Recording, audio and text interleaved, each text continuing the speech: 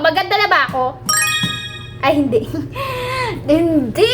FFTV na ako. Oh, anong ibig sabihin nun? I-search mo na lang. Bali, lalabas kami ng mga fake friends ko ngayon. Fake friends? Hindi, nung mga ka-work ko dati. Opo, dati. Kasi nga po, wala bagang trabaho ang babae. And super duper ang daming nagagalit. Ay, nagagalit ba yan? Or nagre-reklamo? Or ewan, basta sabi nila, mali daw yung ginawa ko nung nakaraan na makeup challenge ko dun sa Ask Filter. Eh di, gawin natin yung sinasabi nila.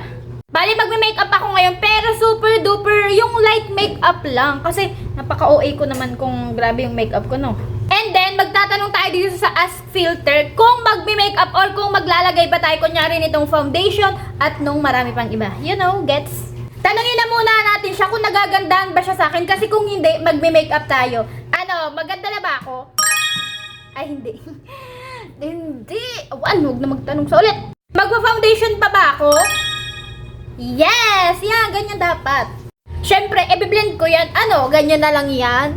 Ewan ko ba sa sarili ko kung bakit nagme-makeup pa ako? Eh, wala namang nagbabago eh. Ano, magko-concealer ba ako? Ano yun? Nasa gilid kasi yung sagot. Di ko makita ulit.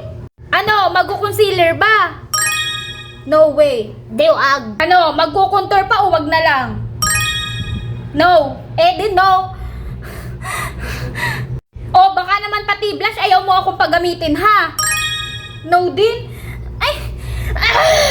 O, itong mascara, baka naman ayaw mo pa rin. No? O, itong lipstick, baka naman pwede na, ano? Ano decision mo? No? Awa na lang talaga. Eh, di anong itsura to? Ha? Foundation? Foundation lang. Kala mo papayag ako? Hindi, di ako sa ipapauto. Magme-makeup ako. Bleh!